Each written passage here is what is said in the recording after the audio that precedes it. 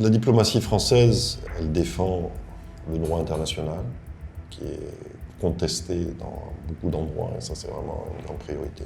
Elle défend le multilatéralisme, donc les Nations Unies, l'approche de coopération internationale.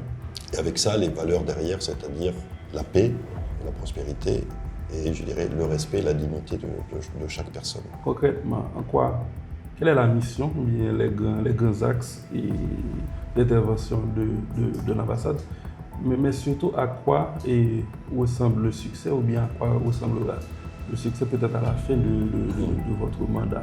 Notre succès, ce sera quand l'État pourra reprendre le contrôle sur l'ensemble du territoire, c'est-à-dire aussi aux frontières, dans Port-au-Prince, mais aussi aux frontières, et se développer, avoir une croissance économique, organiser bien sûr des élections. En termes de mission, il y a la sécurité qui est devenue très importante, mais on continue à travailler dans le domaine du développement, avec l'AFD qui finance des projets de santé, d'éducation, aussi de réforme de l'État. Vous pensez que la presse sera championne? Je pense que oui, il y a de fortes chances. En tout cas, je le souhaite vivement. Et non, effectivement, on a beaucoup suivi on suit les matchs de l'équipe de France. Il y en a encore un demain, le quart de finale contre le Maroc. On a beaucoup suivi les matchs de l'équipe d'Haïti avec lesquels on a vibré avec tout le monde. Et on était très, très heureux de ce parcours vraiment remarquable des Grenadiers. Bon, le 14 juillet, c'est la Révolution française. C'est un changement de régime. Et c'est l'avènement d'un régime dans lequel on respecte le principe d'égalité entre tous les hommes et toutes les femmes, les principes de liberté et la fraternité. C'est notre devise nationale en France. Pour un jeune haïtien, je pense que ça parle parce que la révolution haïtienne est très liée à la révolution française. Et d'ailleurs, dans la constitution haïtienne, la devise, c'est aussi liberté, égalité, fraternité. La maîtrise du français, qui est la 5e langue la plus parlée dans le monde, c'est un atout. Donc, pour finir, on va faire quelque chose de plus cool. Ouais. Et un mot pour décrire Haïti. La créativité. La créativité. Un plat haïtien que vous avez appris à aimer. Alors, le riz djonjon à Clamby. Riz djonjon à Clamby, ouais. Intéressant. Café ou rum? Ah, les deux. Les deux. Haïtien, bien sûr. Ok. La chose qui vous marquera le plus d'Haïti, après votre émission? Je dirais les Haïtiens, les gens,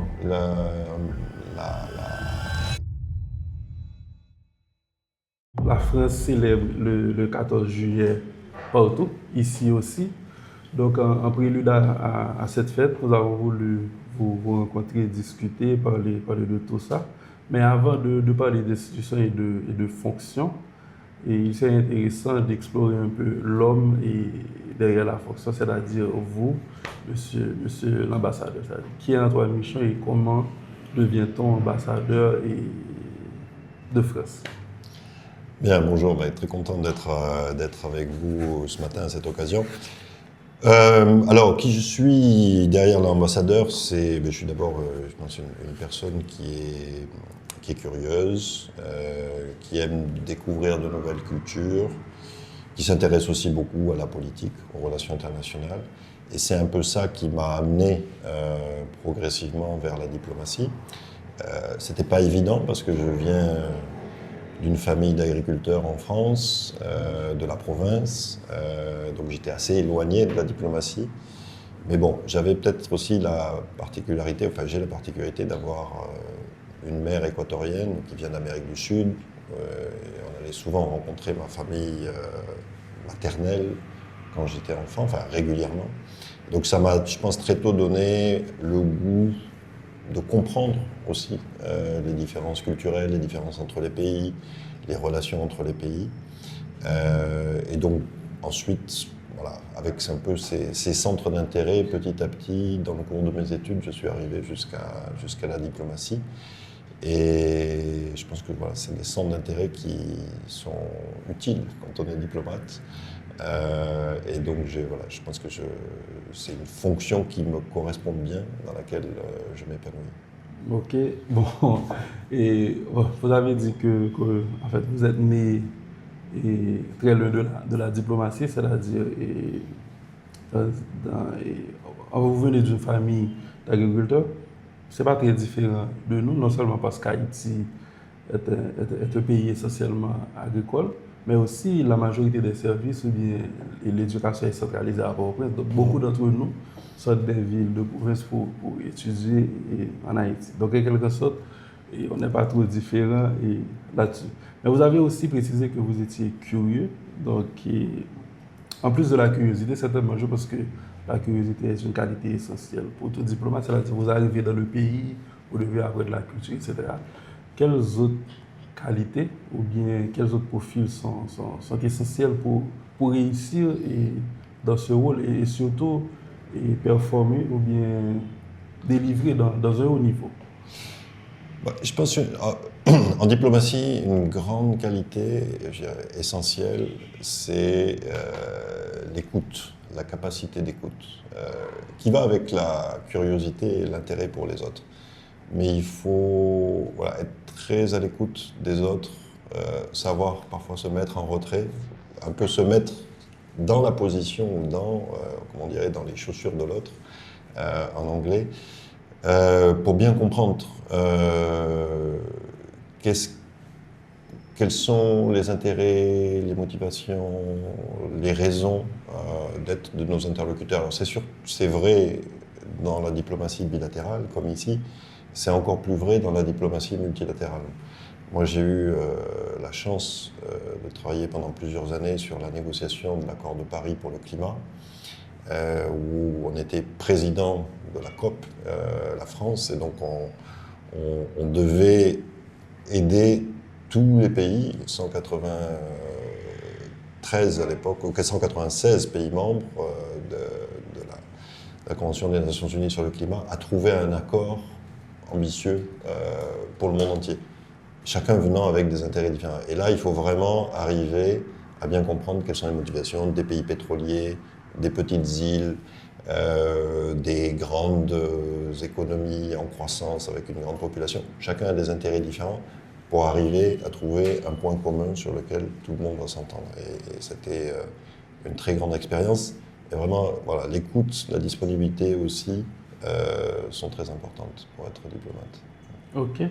Bon, généralement, on fait toujours la blague, il n'y a pas beaucoup d'ambassadeurs créateurs de contenu, c'est-à-dire qui sont présents sur les réseaux sociaux. Il y en a quelques-uns même. Bon, peut-être pas ici à Haïti. Ouais. Bon, peut-être je vais vous poser quand même la question, est-ce que c'est une exigence de la fonction, c'est-à-dire par rapport à la présence sur les réseaux sociaux? Je vais quand même poser cette question, mais ma question la plus globale, c'est généralement comment se passe une journée typique avec vous? Bon, c'est très varié, mais quand je suis ici à Port-au-Prince, ça peut commencer par un petit déjeuner avec, alors ça peut être des hommes d'affaires, ça peut être des organisations de la société civile, des journalistes. Il y a toujours un temps aussi avec mon équipe à l'ambassade. Et puis ça peut être aussi ensuite se poursuivre par une visite de terrain. On a plusieurs projets ici à Port-au-Prince et encore plus en province. Et notamment ici à Port-au-Prince, beaucoup d'appui humanitaire dans les sites de déplacés avec des ONG françaises. Et puis on est souvent invité ici à participer à des séminaires, à des forums où on intervient pour présenter la position française. Et il y a aussi des réunions avec nos partenaires ici, notamment nos partenaires de l'Union européenne, avec les États-Unis, avec le Canada, pour coordonner l'appui international à Haïti. Donc c'est assez varié et c'est ça qui fait aussi l'intérêt de cette fonction. Ok. Et pour la question, est-ce que votre présence digitale, est-ce qu'il y a des exigences particulières? On est fortement incité à être présent parce que on est incité bien sûr à communiquer à travers tous les médias et bien sûr les réseaux sociaux sont devenus très importants. Donc nous ici on est présents sur Facebook et sur X. Dans d'autres pays, nos collègues utilisent aussi Instagram. Et oui, tout ce qu'on peut faire en matière de communication est bienvenu et soutenu. Et donc on a aussi des formations pour intervenir dans les médias, pour être présent sur les réseaux sociaux. Ok, intéressant.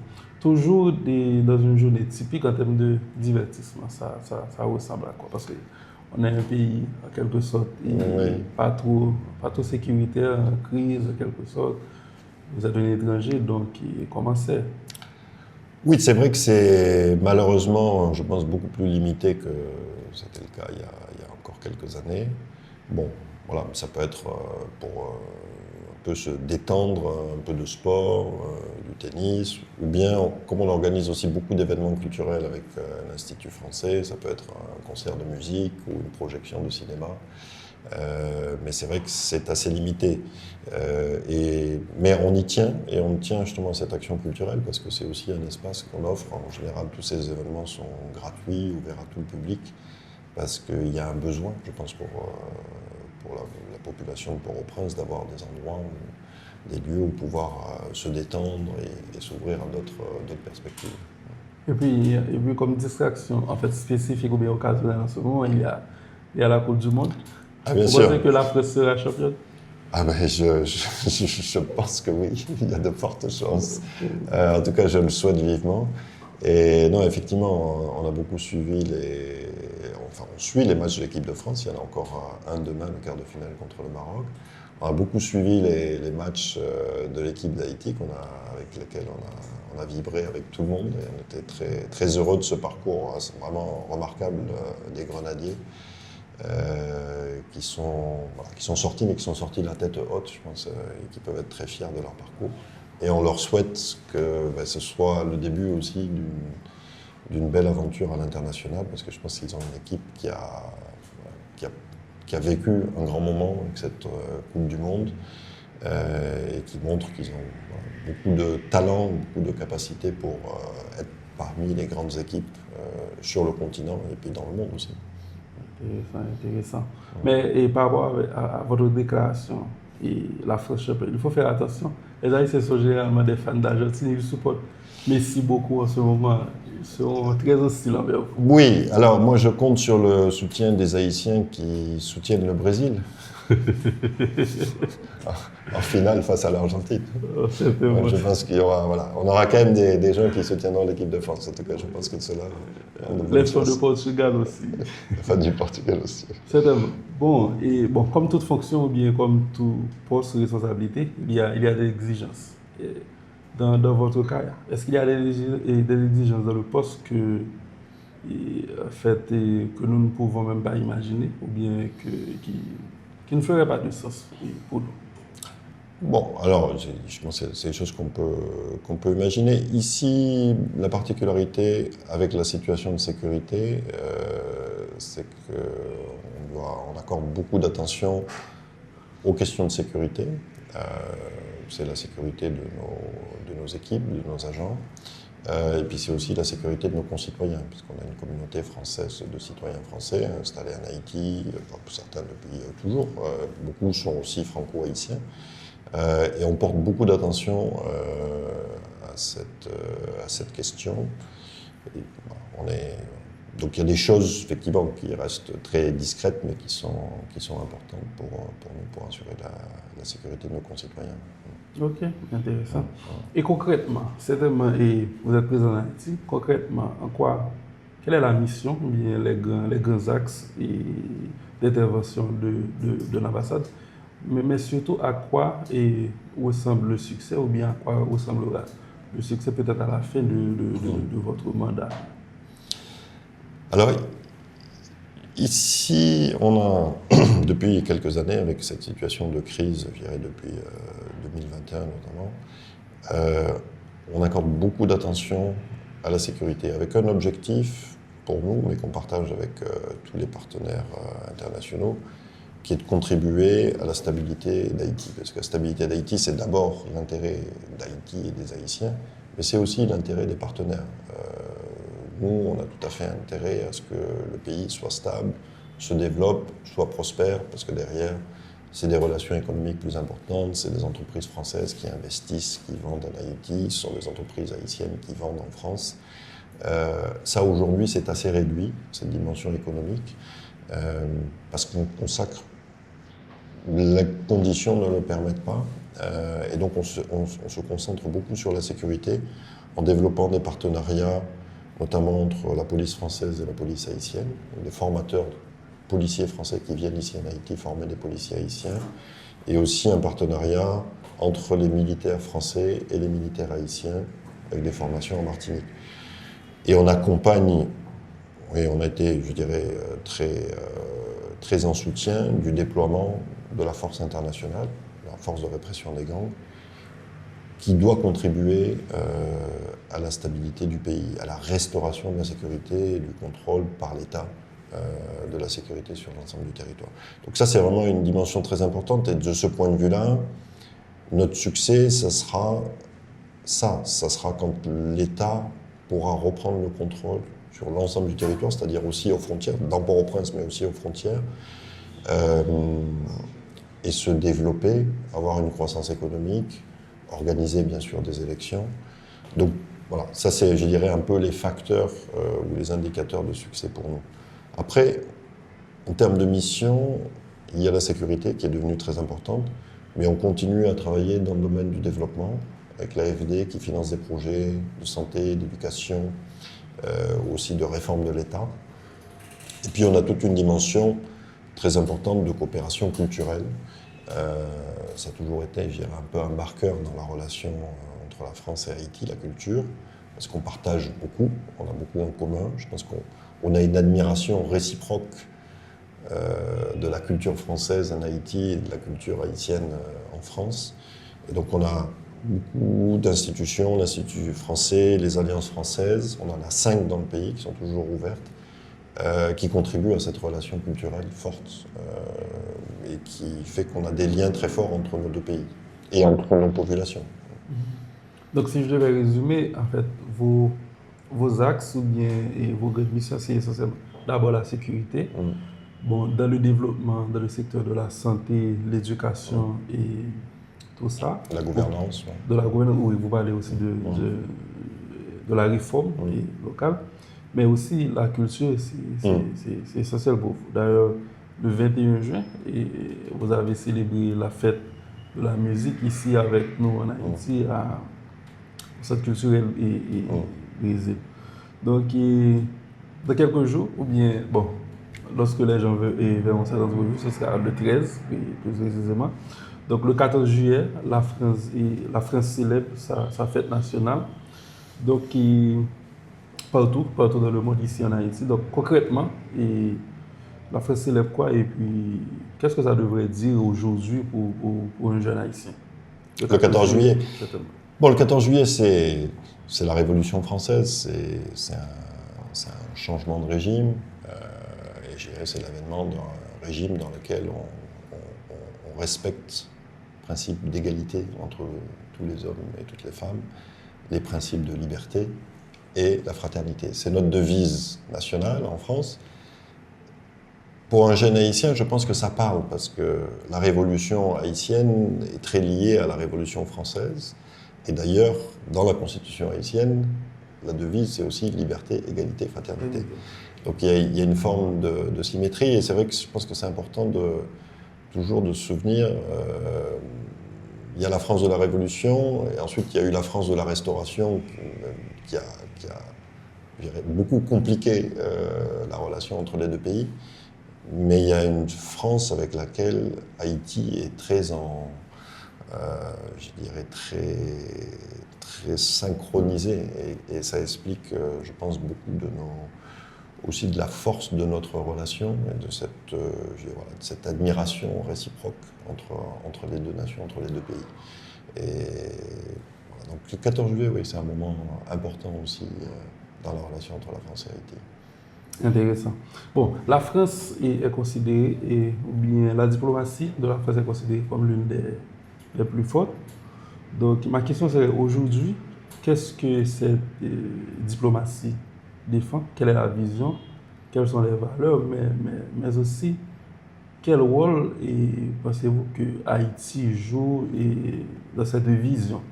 Mais comment nous sommes considérés? Comme un partenaire et comme une responsabilité historique. Donc, comment voyez-vous cela?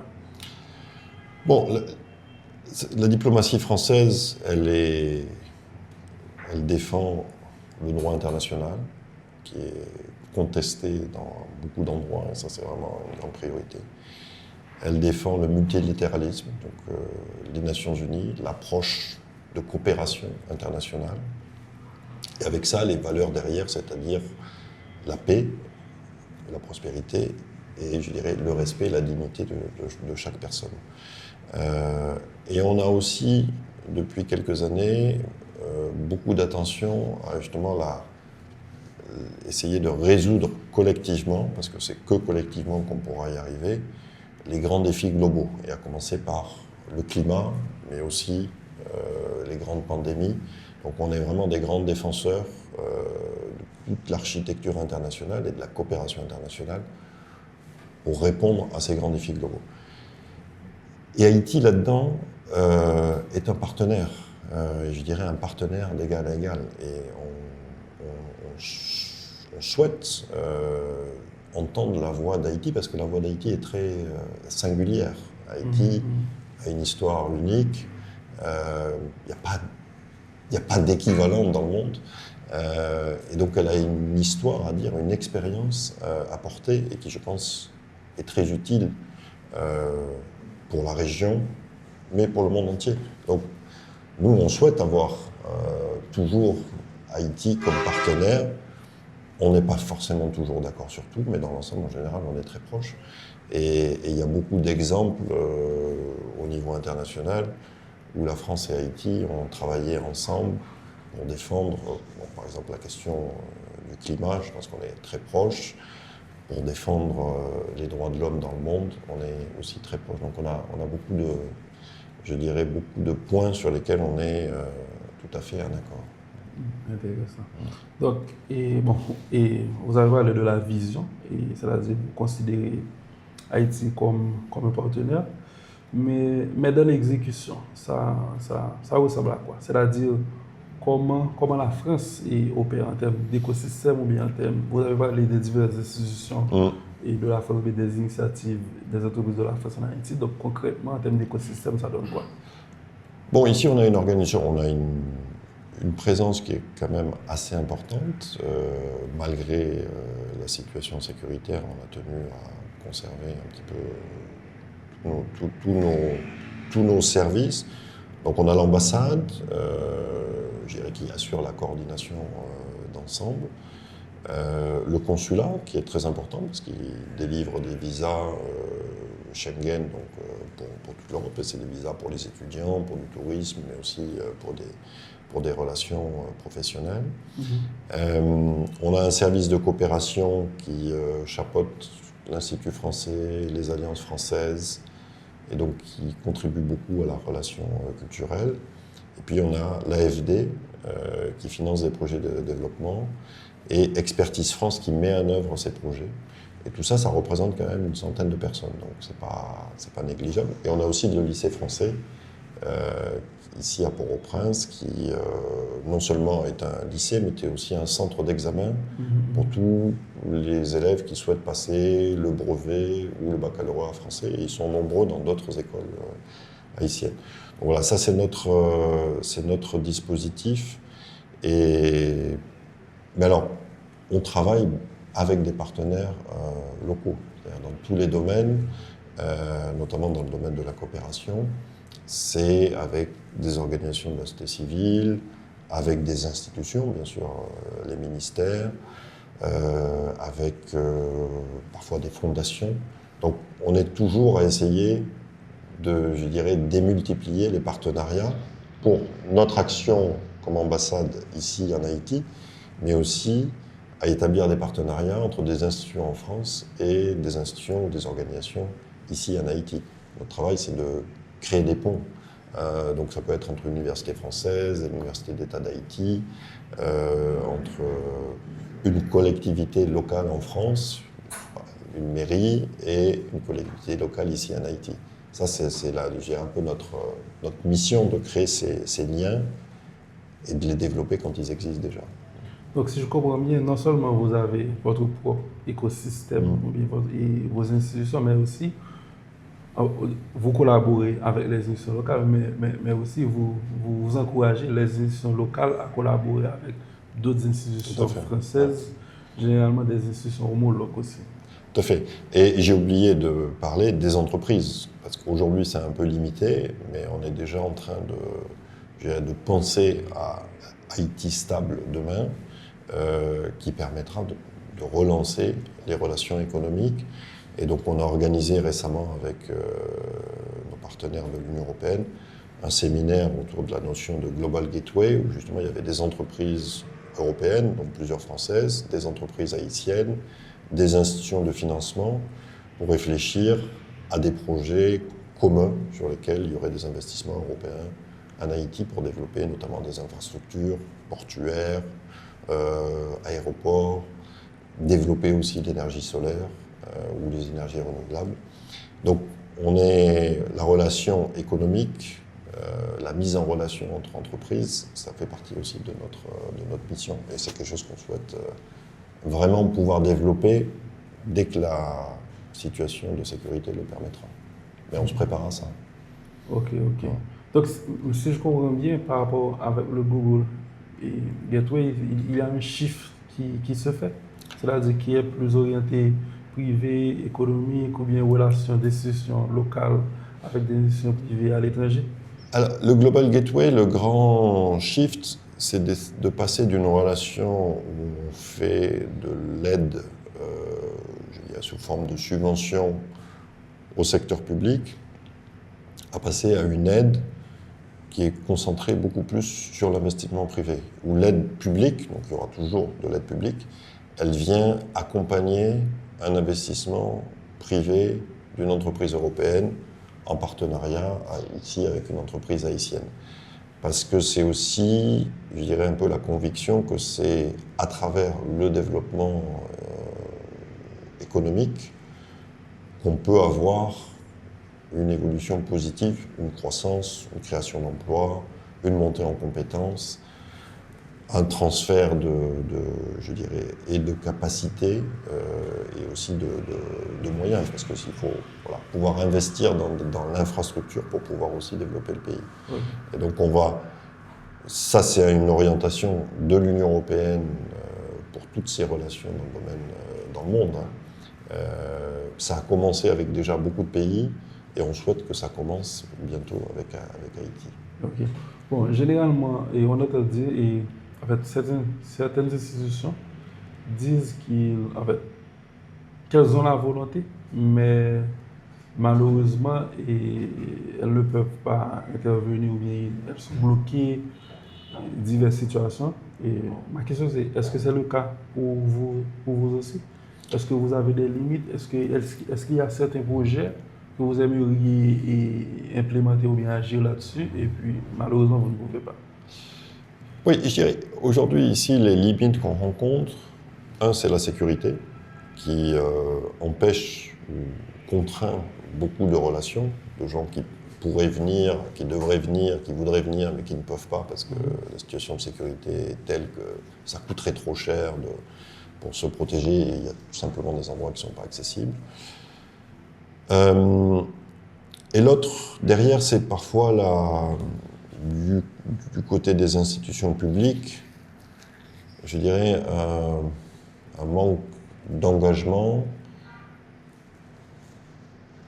sur une vision partagée. Et donc parfois, voilà, on se trouve sur certains projets de développement, on travaille avec des institutions publiques qui ne répondent ou qui ne satisfont pas aux engagements qu'on prend au départ. Et donc le projet se trouve finalement bloqué, soit parce qu'il y a des retards importants dans l'exécution, ou il y a des choses qui doivent être faites en transparence et qui ne le sont pas. Et donc bon, voilà. Nous, on travaille avec de l'argent public français, ça vient des contribuables français. On a une obligation de reddition des comptes.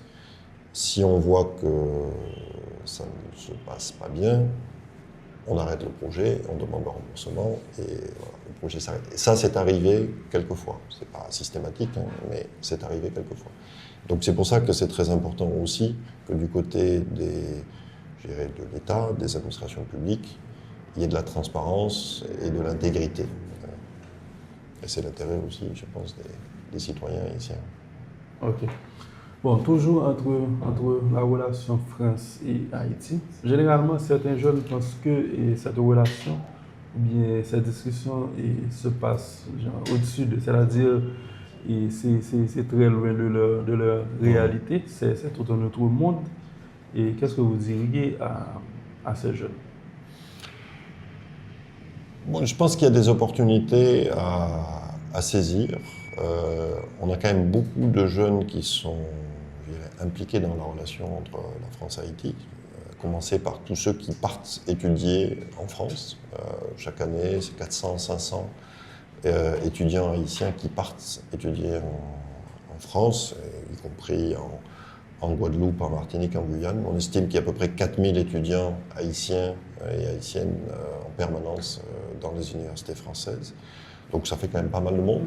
On a beaucoup de jeunes aussi qui sont, je dirais, impliqués dans les projets qu'on finance, notamment on finance beaucoup d'organisations féministes, et souvent ce sont des organisations qui sont pilotées par des jeunes.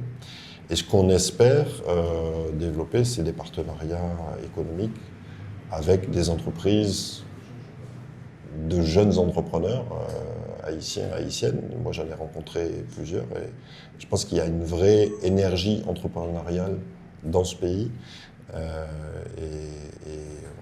nous, on travaille pour essayer de créer des espaces qui permettent ces relations économiques et aussi des espaces pour que eux aient ces relations avec la France. Ouais, en fait, vous avez pris comme exemple, par exemple, et la quantité de jeunes qui partent et étudier en France. Si on entrait dans le vif du sujet en termes de coopération, bien en termes d'opportunités concrètes pour la jeunesse, donc ce serait quoi? Que ce soit sur le plan économique, éducation, en fait, toute la panoplie, tout ce qu'il y a de disponible par rapport à la relation entre les deux pays, c'est-à-dire qu'est-ce qu'il y a de disponible pour un jeune haïtien comme opportunité concrète aujourd'hui.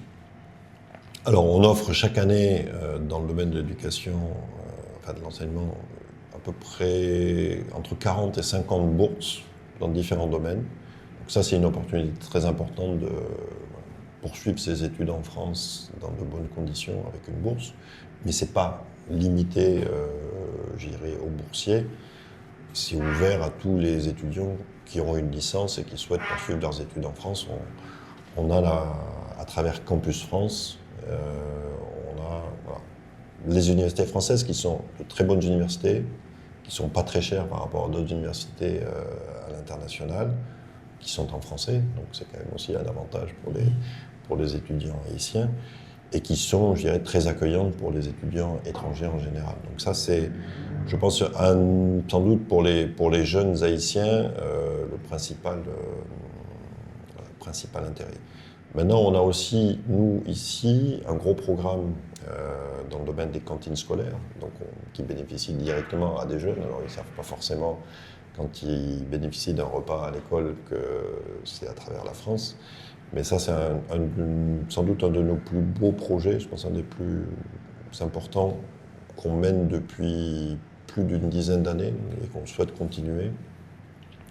Et avec un axe auquel on tient beaucoup, qui est que toutes ces cantines scolaires, ça représente aujourd'hui à peu près 90 000 enfants qui reçoivent un repas financé par la France chaque jour.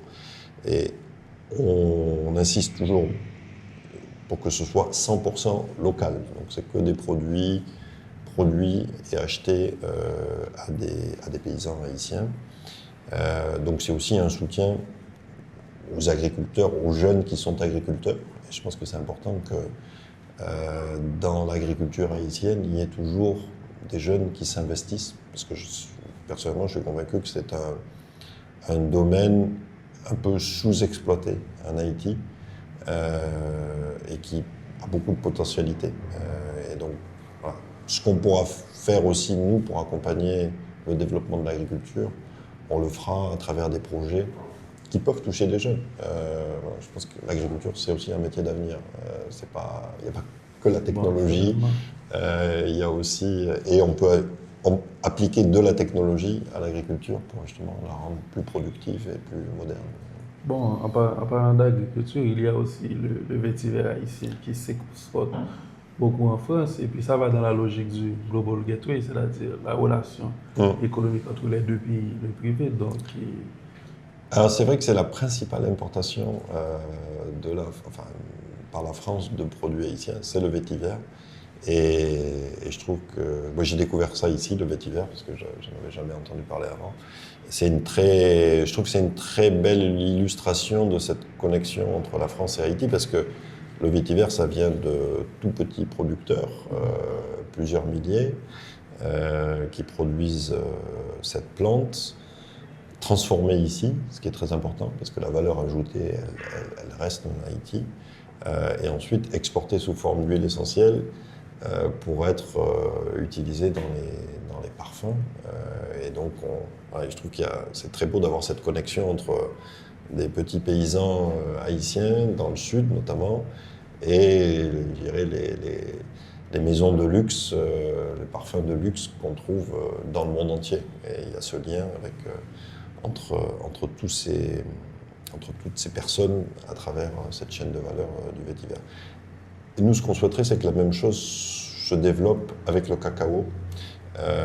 Il y a déjà des entreprises qui font du cacao, qui transforment du cacao et qui exportent vers la France.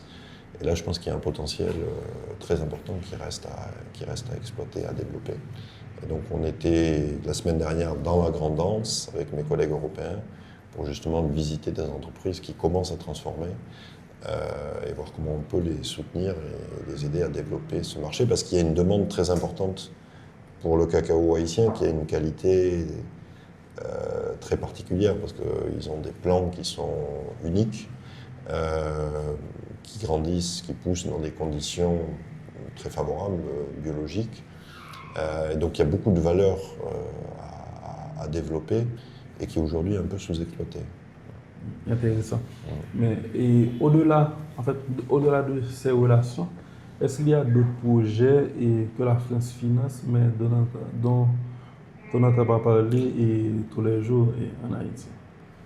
Nous, on finance beaucoup de projets en province, aussi bien dans le nord, dans le nord-ouest, dans le sud, dans les NIP.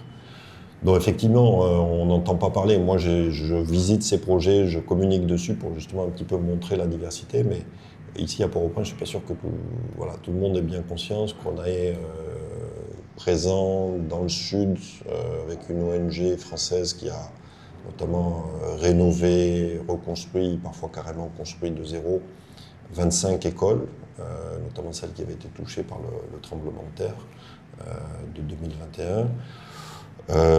Qu'on est présent dans le nord, du côté de Limbé, avec des projets qui ont fait de la restauration de mornes pour à la fois les protéger, mais qui permettent à des paysans d'augmenter leurs revenus, de s'organiser en coopérative. Donc voilà, c'est des projets qui sont parfois, on dirait, très loin des sentiers battus, mais qui sont soutenus par la France et qui, je pense, vraiment transforment concrètement la vie des gens. Et les cantines scolaires, c'est un autre exemple. Il y a 150 écoles, 90 000 enfants, mais derrière, c'est plusieurs milliers de petits producteurs qui bénéficient parce qu'ils ont l'assurance que leur production va être achetée à un prix correct. Et donc, ça leur permet d'investir et de se développer et d'augmenter leurs revenus aussi. Donc, on a une action, je pense, qui n'est pas forcément très visible, mais qui est réelle et dont on est très fier et qu'on essaie de maintenir au maximum. Parce que je pense que ça aide vraiment à transformer les choses. Ok. Bon, on a beaucoup parlé des jeunes, la France a divers projets destinés aux jeunes. On a parlé de Campus France, et des bourses, des universités françaises, etc. Donc, concrètement, il y a aussi la francophonie. Donc, si un jeune devrait utiliser la francophonie comme un atout, comment pourrait-il l'utiliser à son avantage pour se développer et réussir, comment dire? Je pense, bon, la maîtrise du français, qui est la 5e langue la plus parlée dans le monde, c'est un atout. Ça n'exclut pas que c'est bien de connaître l'anglais et l'espagnol aussi, mais ça vous ouvre tout un espace, aussi bien, bon, bien sûr, au Canada, en Europe avec la France, la Belgique, la Suisse, et puis toute une partie de l'Afrique, qui est un continent qui se développe quand même rapidement. Et je pense que c'est vraiment, ouais, c'est un atout pour pouvoir circuler dans le monde, trouver des opportunités professionnelles, mais aussi tout simplement, même depuis ici, échanger, partager, trouver des contenus qui viennent d'autres pays et qui sont, voilà, qui sont intéressants et qui peuvent aussi dire quelque chose pour Haïti. Regarder les expériences du Bénin, du Rwanda, du Sénégal, de la Côte d'Ivoire, je pense que ça peut être très utile pour n'importe quel professionnel haïtien. Et ça, si vous parlez français, mais c'est quand même beaucoup plus facile que si vous lisez le français que si vous ne le lisez pas. Donc c'est une opportunité, et puis c'est tout un univers culturel, et là aussi très varié. Parce qu'on a parlé de la culture française, mais culture ivoirienne, ou la littérature ivoirienne ou sénégalaise, elle s'est développée, elle a son propre lexique français, de même que le français haïtien apporte au français enrichi. Donc voilà, c'est tout un univers culturel de la francophonie qui est accessible quand on parle le français, quand on maîtrise le français. Donc je pense, c'est un atout. Bon, certainement. Généralement, on fait la blague, on dit que l'attention span des jeunes n'est pas assez longue. C'est-à-dire, si un jeune devait skip toute cette entrevue, c'est-à-dire n'a pas regardé l'entrevue, il devait tomber seulement sur un extrait de 90 secondes ou bien de 120 secondes et vous devriez passer un message à ce jeune. Ce serait quoi? C'est aussi le moment de regarder spécifiquement ce caméra si c'est possible. Non, aux jeunes Haïtiens et Haïtiennes, moi je dirais il faut soyez fiers de qui vous êtes, de votre pays, parce que c'est un pays vraiment singulier, unique, qui a une histoire unique. Et puis osez entreprendre, osez vous projeter dans le monde, osez aussi porter la voix d'Haïti à travers le monde. Je pense qu'on a besoin d'entendre la voix d'Haïti à travers le monde, et ça, je pense que c'est les jeunes Haïtiens et Haïtiennes qui peuvent le faire le mieux. Intéressant. Donc, pour finir, on va faire quelque chose de plus cool, de plus jeune et de moins formel. C'est-à-dire, on va faire question rapide à réponse rapide, c'est-à-dire réponse courte, etc. Okay. Donc, vous êtes prêts? On peut commencer? On y va. Donc, un mot pour décrire Haïti. La créativité. La créativité. Un plat haïtien que vous avez appris à aimer. Alors, le riz djonjon à Clambi. Riz djonjon à Clambi? Intéressant. Un lieu en Haïti qui vous a marqué? Il y en a plusieurs. Île à Vache. Pour l'île, mais aussi pour la vue incroyable qu'on a sur les montagnes autour des Cailles. Le bowl Saint-Nicolas et la Grand'Anse. J'aime beaucoup la Grand'Anse. Il y a plusieurs. Le créole ou le français?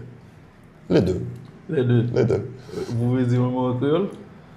On peut dire ensemble. Ensemble? Ah, ok, intéressant. Et café ou rhum? Les deux. Les deux. Haïtien, bien sûr. Café le matin, le rhum en après-midi. Voilà. Toujours haïtien. Eh bien, ok. Un son ou une musique qui vous rappelle Haïti? Bon, je pense que la musique d'Haïti, c'est le compas. C'est vraiment une très belle musique et toujours plaisir à danser le compas ici. Ok. Lorsque vous êtes en Haïti, la chose qui vous manque le plus de la France? Mes enfants, parce qu'ils sont restés en France. Ah, vous êtes père? On avait précisé ça, non? Oui, j'ai 3 enfants. Ah, ok. Eh bien, ok. La chose qui vous manquera le plus d'Haïti, après votre émission? Je dirais les Haïtiens, les gens, la force des Haïtiens. Eh bien, Je pense que vous avez répondu un peu trop tôt, mais je vais vous laisser voir par vous-même. Le trait des Haïtiens qui vous inspire le plus? Je pense que c'est le sens de la dignité. Ah, ok. Ok. Un mot sur la jeunesse haïtienne. Pour la jeunesse, Oui. je pense qu'il faut oser. Encore une fois, les jeunes Haïtiens peuvent être fiers d'être Haïtiens, et il faut oser, notamment oser entreprendre. Une qualité indispensable pour être ambassadeur. L'écoute. Écoute. Ok. Un conseil à votre vous de 20 ans. Aussi d'oser, de se lancer plus. Le même conseil aux jeunes haïtiens. Ouais. Ok. Un rêve pour la jeunesse haïtienne en une phrase. Que le pays soit stable et que chacun puisse vivre ici librement, en sécurité, s'épanouir et se développer. Intéressant. Bon, monsieur l'ambassadeur, nous sommes arrivés à la fin de l'entrevue. Nous vous remercions de vous être mis disponible pour cette entrevue. Bon, comme je vous ai posé beaucoup de questions, vous pouvez poser au moins une question, mais si vous n'avez pas de question, Encore. ce serait plus intéressant. Donc, allez-y, vous avez une question? Ah, pour vous? Bon, oui, je vous retourne l'ascenseur. Je vous ai bombardé avec beaucoup de questions, donc si vous avez une question pour moi, ce serait quoi? Mais ce serait intéressant si vous n'avez pas de questions et on pourrait terminer, donc moins de stress pour moi. Non, mais vous, comment vous voyez Bange dans 10 ans? Bange Média dans 10 ans? Et bon, c'est une question assez stressante. Bon, comment je vois?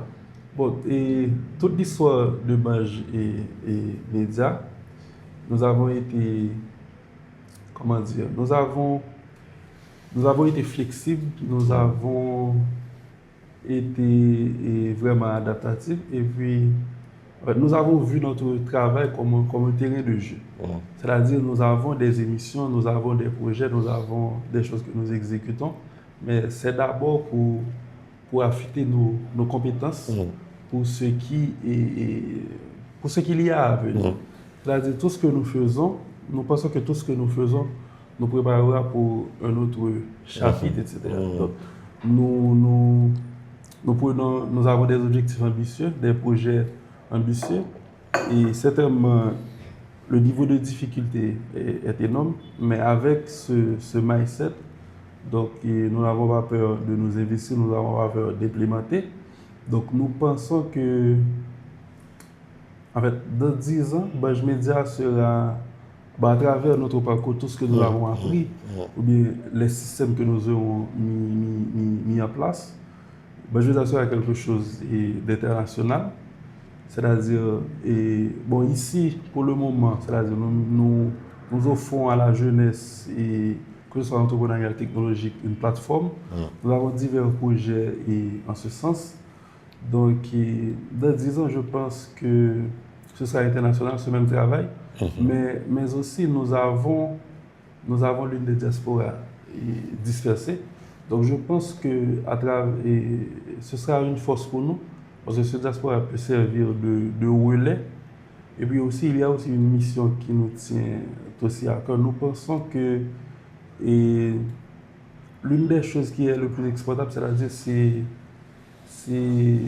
notre âme, ou bien c'est notre histoire, notre culture, etc. Il y a eu diverses révolutions, que ce soit dans la production de contenu ou bien les séries télévisées avec le K-drama, ou bien tout ça, etc. Donc nous pensons qu'il y a matière à exploiter l'histoire d'Haïti, et nous pensons que nous serons en position de le faire, non seulement par rapport avec tout ce qu'on a déjà accompli, tout ce qu'on a appris, mais aussi le diaspora haïtien qui est dispersé partout, qui peut servir de relais. Nous pensons si nous pouvons créer quelque chose d'intéressant, le package dans un format intéressant, donc nous serons en mesure de faire ça, c'est-à-dire d'exporter un peu plus la culture haïtienne, l'histoire haïtienne. Donc, Ouais, ce que je comme disais ça tout à l'heure, je c'est de le vois. porter la voix d'Haïti dans le monde, quoi. Exactement. De cette façon, à travers ce média-là.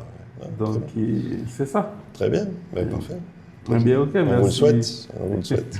Merci. Bon, nous vous souhaitons, encore une fois, nous vous remercions. Nous vous souhaitons bon courage Merci. et succès dans ce que vous faites. Et bon, tout au long de l'entrevue, le public l'aura remarqué, c'est pas quelque chose d'aisé ou de facile de faire ce que vous faites, surtout en Haïti dans ce contexte. Ouais. Donc, bon courage. Merci pour ce que vous faites. Continuez à travailler. Merci beaucoup. Merci pour l'entrevue. Ça fait de plaisir. Un plaisir.